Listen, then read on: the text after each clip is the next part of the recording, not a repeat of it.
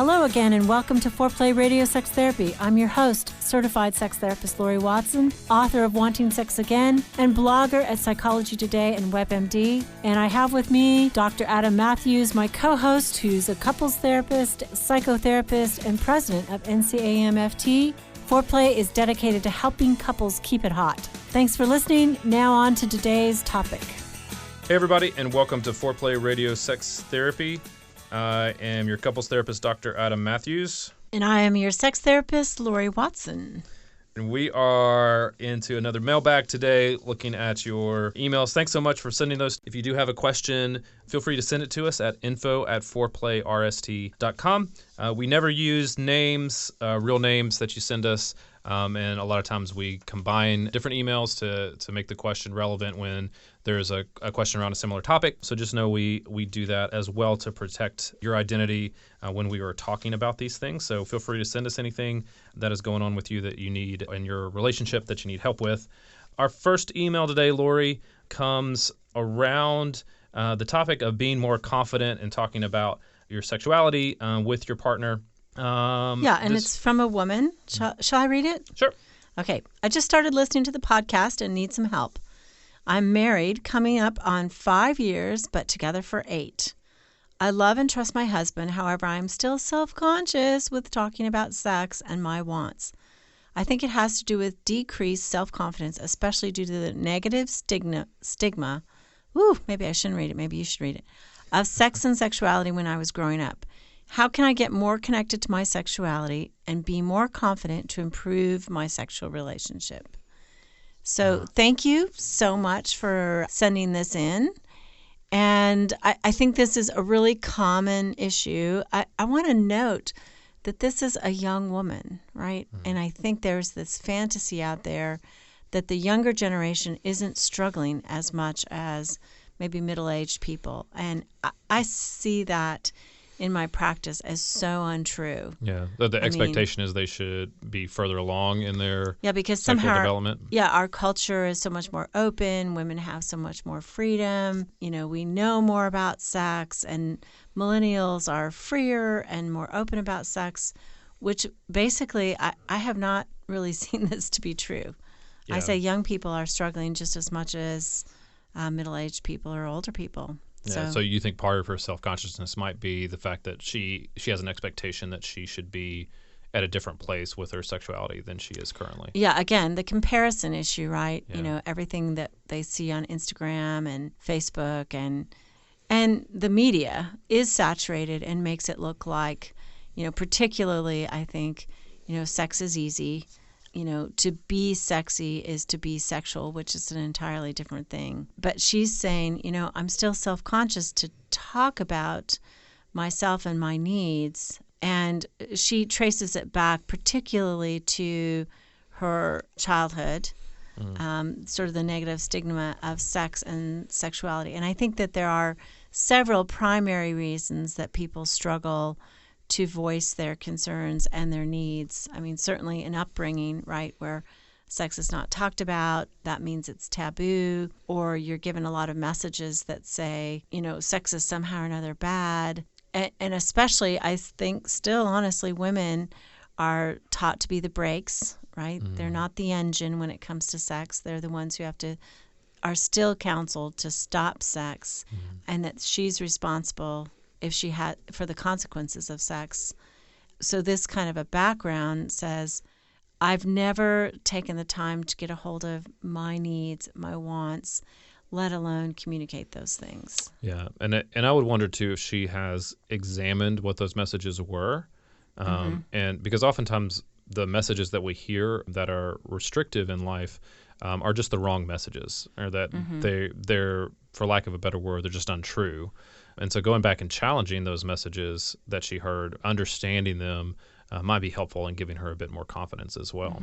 Right. So, Stephanie, I think the first thing Adam is saying is maybe write down what are those messages? What rolls around in your head? I like to ask people, if you could give a voice to these feelings, this bad feeling you have about sex, what does the voice tell you? Does it tell you good girls don't talk about sex, good girls don't have needs, or, men are somehow or another selfish and don't want to meet your needs? What is the critical voice inside that stops you? And actually say it out loud, write it down. Let's personify it so that then we can argue with it. Mm-hmm. It's a helpful way to think about ourselves as a very complex being. Yeah. One of the ways in therapy I get people to think about the complexity of what makes up their sexuality is I call it a parts party. So we have lots of different self parts. We have a part of us that is self-critical, a part of us that is censoring, a part of us that is uninhibited, a part of us that is freer, a part of us that, there's a complexity. And so if you think about each aspect as almost a separate self and explore that completely, it can be very helpful. I think that, how do I get more connected to my sexuality? Stephanie, first of all, you need to know how to have an orgasm yourself. You need to know, maybe practice a little bit by yourself, use a vibrator, use your hands, and know what touches, help get you aroused, and know maybe what ideas and thoughts about sex are exciting, like what is your sexual fantasy. Lots of times people do have kind of favorite ideas when they want to feel sexual that they start thinking about.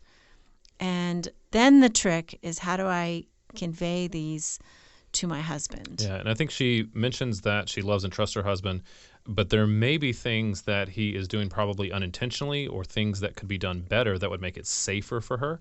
And I think that that's one of the things that she might be able to identify is what would make it safer for her to share. Is it in how he responds to her? Is it in how he listens to her? Is it being able to say that, like, write down the things before she talks about them, to know for him to know and her to know that they're going into that conversation?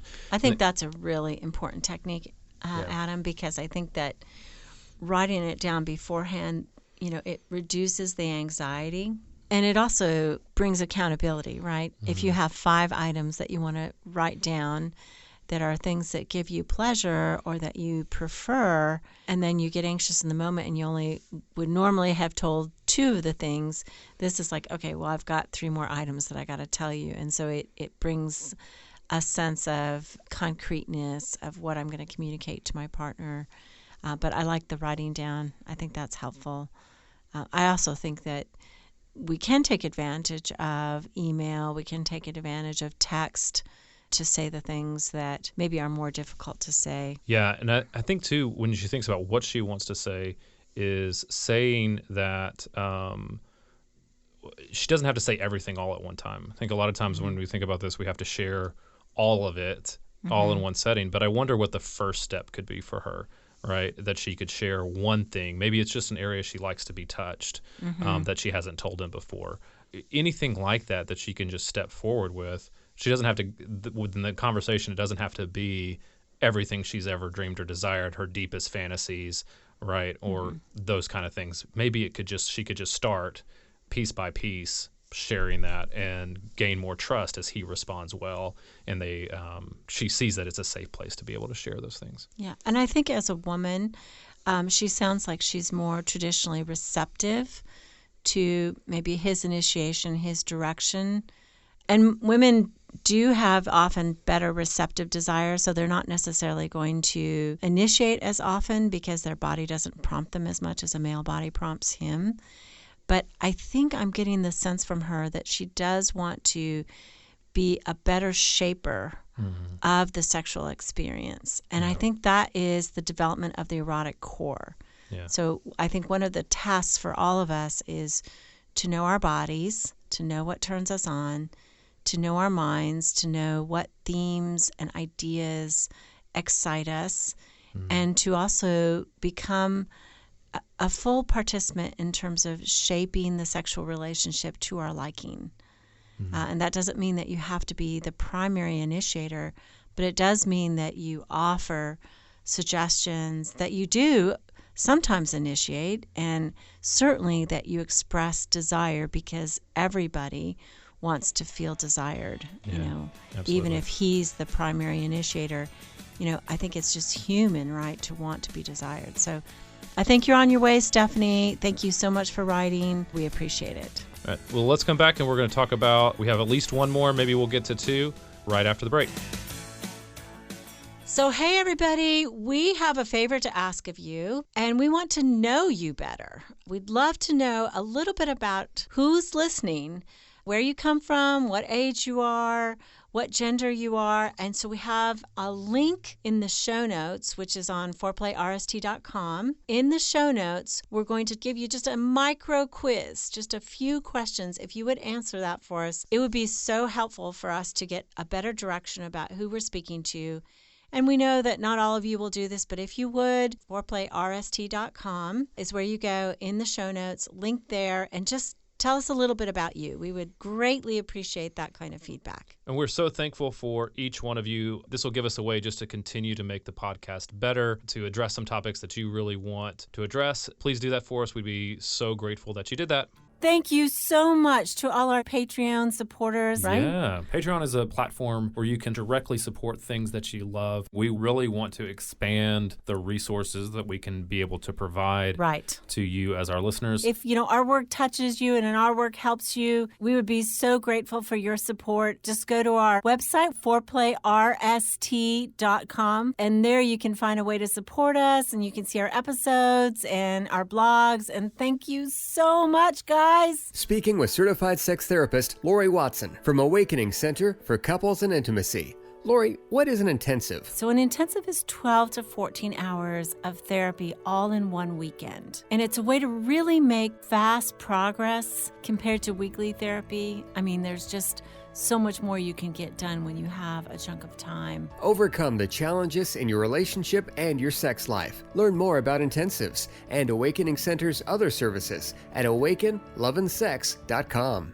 At Mathews Counseling, we believe it is our job to come alongside you in whatever difficult challenges of life you are in and help you rediscover hope and to find the strength that you have to face those challenges. We strive to create a safe and comfortable place for you to explore who you want to be and identify the obstacles standing in your way. Oftentimes, the first step toward finding help is the hardest, but it can also be the bravest. Give us a call at 919-587-8018. Find us online at mathewscounseling.net. We look forward to working with you. Welcome back to Foreplay Radio Sex Therapy. We are doing a mailbag episode, and right now we have something from Matthew.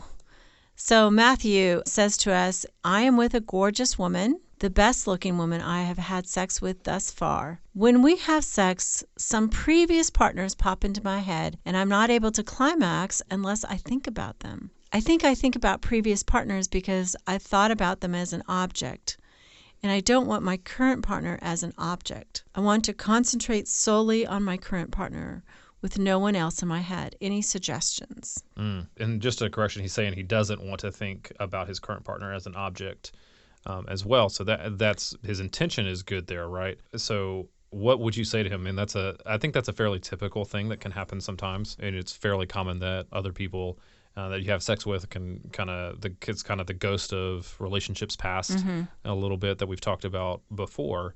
And so getting that out of his head can be fairly tough, right? So where would you start with him?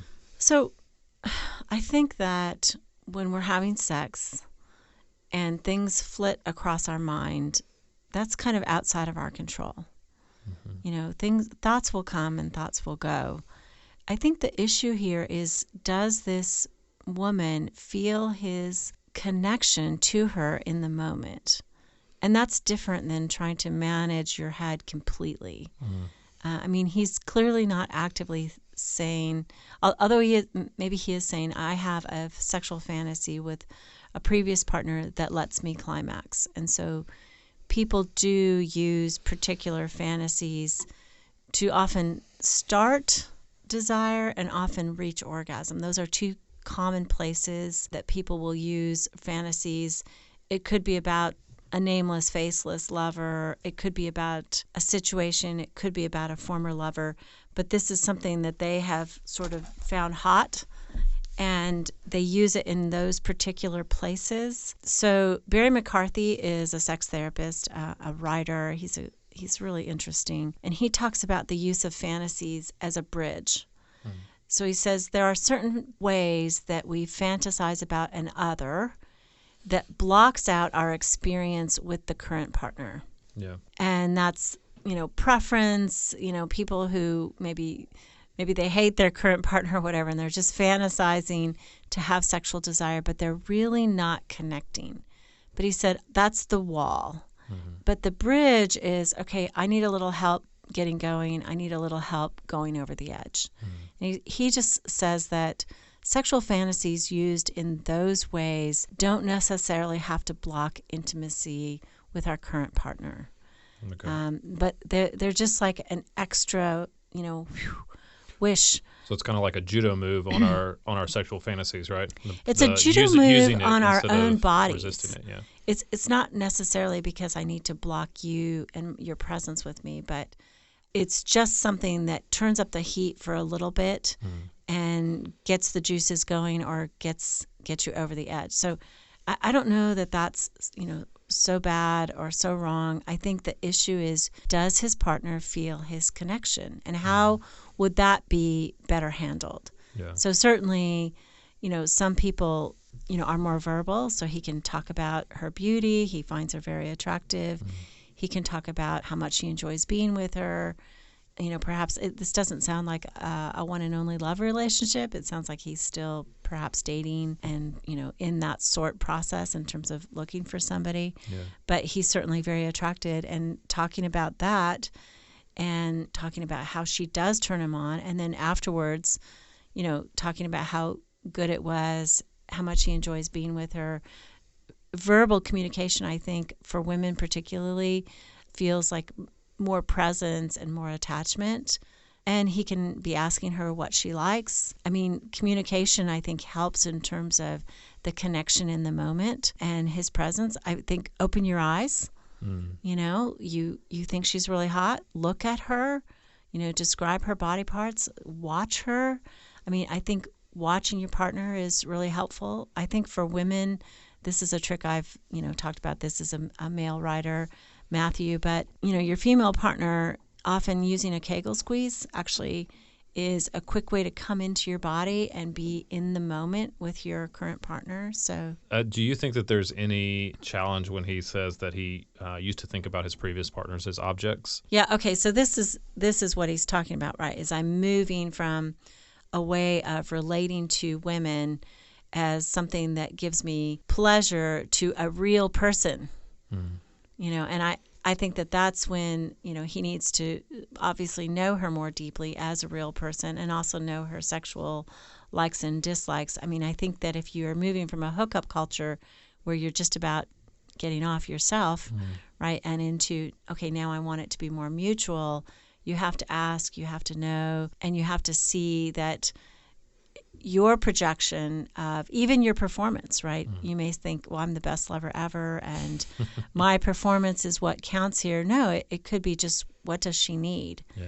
I mean, one of the central complaints I have from women is that they come into the session and they say, he keeps telling me I'm going to like this, or that he knows I'll like this, or I did like this, and I didn't, and I don't. And it's like somehow or another, he's caught up in his own issue with it versus really listening to her as different and another. Yeah, I would say that I think that there's also a paradigm shift that has to take place in how he views sex in general, because that is not an easy shift, and it doesn't take place over time. But I would wonder if he still sees his previous partners as objects, if he still sees sex as that not that. They could have been one-night stands. They could have just been, hookups. But to shift that, I think, takes a little bit of work and takes a little bit of changing your narrative about sex in general. And I would wonder if he could notice how many times he thinks about sex during the day and what exactly are his thoughts about sex.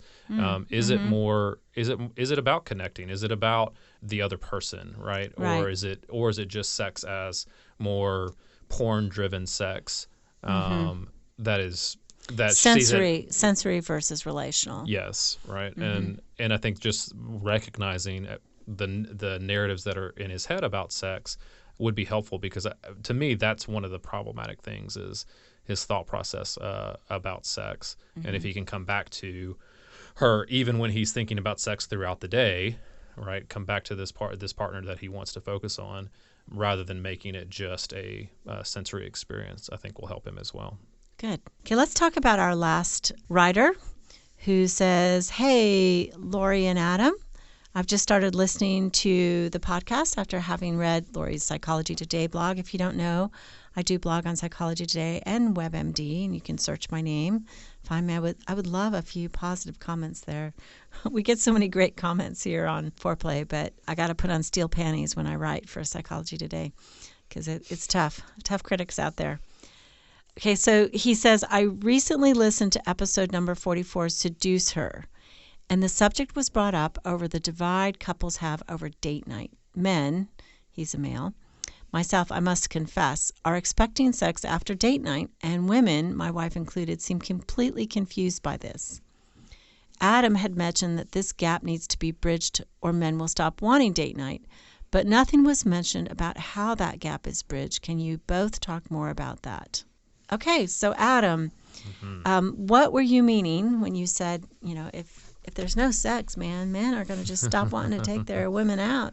Well, I mean, I think if that is a pervasive pattern, if it's always date night that doesn't end with sex, I think eventually then it does become, and not what's the point, because I think men have to get out of that habit. They can't say, well, what's the point if this doesn't end in sex? But their needs aren't getting met then either. And so I think that in part, the bridging the gap means each of you are taking a step closer toward each other. And I think that's a conversation that has to take place in the couple relationship. What do you need? What step do you need me to take towards you in that? Right? Maybe that means that I take the responsibility of planning date night. A step toward my wife might be I'm initiating booking the restaurant, planning what we do, thinking about what she might enjoy, all those kind of things. That may be the step that I take toward her. And then asking for the step that I need. I need to know whether you're not feeling like sex tonight before we go into the date, or I need at least a few of our date nights to end in sex, a certain amount. I'm fuzzy on the specifics there. Maybe you can help me with that. But I think taking those steps toward each other and knowing what those steps I need to take would be helpful. Certainly, we hear about this a lot from men, right, who say, I am trying to meet her needs. I am trying to give her quality time because that's how she experiences love. But then we come home and it's like it's out of her mind. She's too tired. She's too drunk. She's too full. We don't end up having sex, and there's this resentment that builds. I'm trying to meet your needs. It doesn't seem like you're aware of my needs. Yeah. And we don't want to set it up so that there's an absolute quid pro quo, because I think that romance and going out together and spending time together needs to be a climate in the relationship that produces warmth and care for each other. I think this is a central problem. Like, if I give to you, you're going to take advantage of me and you're not going to consider my needs. And I think this writer is saying it doesn't seem to be coming my way. My needs are more sexual. And how do I communicate this to my wife so that she can make it a priority, in terms of, for me, the most romantic, climactic part of the date night is that we're going to make love at the end of it. First of all, I would suggest make love before you go, right? Yeah. Because too tired, too drunk, too full is quite the consequence of date night. Yeah. I think that is a better formula, so that also, men often tend to go to sleep after sex. But if he's going out to dinner afterwards, he's a little hungry, and you have sex first and you connect that way, and then you're wide awake, and then she has this lovely feeling of being, physically intimate, connected, and then he's really attentive. I think that's just a better turnaround on when you have the sex. Yeah. But I think, this is a deep discussion that needs to happen. I wouldn't necessarily pin it on date night. I expect sex after date night, but I would say, look at, I am trying to meet your needs in this way, to give you quality time, to give you time together so that you can feel relaxed. And what I really need is sexual release and a playful, romantic, sexual time. Yeah. For me, I'm looking at you, you're all dressed up. I'm talking with you, my body starts to respond to you. I begin to want you and desire you. And then when I come home and it doesn't happen, I experience this really deep disappointment about not being with you. Yeah. So I would frame it that way instead of, you're not giving to me, but I would talk about, if I were a male, and say, this to me it moves me toward you. Yeah. And for me, that means I want to be with you sexually. That's how my body and mind are programmed to work. So yeah, you're talking about it. You're removing the quid pro quo out of it, which I like, because I think too often men go into those conversations. I'm doing this for you. Why aren't you doing this for me? Exactly. As opposed to talking about what you're saying is talking about yourself, their experience, talking about your experience, talking about your needs. I'm out with you. You're looking hot. I can see your cleavage. We had a little bit of wine. I really want you. And this is what makes me feel close to you. I mean, I love being with you too, but physical intimacy is for me something that my body and my mind and my soul craves with you. That phrase that you just used, I think, is something that if men could just get that in their heads and talk about it, and that is, this is the way that I feel close to you. Yeah. Like when you saying that is much different, which I think men have a hard time expressing. I think for the most part, men in committed relationships feel this way, but they have a trouble communicating that aspect of it. And there's a lot of different ways to frame that, but that phrase to me is so key. This is how I feel close to you. And separating it from date night too, I think would be really helpful, but also mentioning it when we go out, like you're saying, this is part of closeness. And so sex is the culmination of that for me. Yeah. I think makes it a much better way to talk about it. Well, thank you for writing in. Again, Matt, we appreciate you sending this to us. I think it is something that men feel. It was really important. So we appreciate you for that. And again, we guard your confidentiality. These are not the real names. It will never be the real names. And we just love your communication to us. Criticism, compliments, we'd take it all, and we're grateful for it. So you're listening to Foreplay Radio Sex Therapy with your sex therapist, Laurie Watson, and your couples therapist, Dr. Adam Mathews. You can now call in your questions to the Foreplay question voicemail. Dial 833-MY-4PLAY. That's 833-4-PLAY. And we'll use the questions for our mailbag episodes. Hey, help us stay on top here at Foreplay. We'd love it if you would subscribe and share it with your friends. And please take 1 sec and rate and review us. Thanks so much. All content is for entertainment purposes only and should not be considered as a substitute for therapy.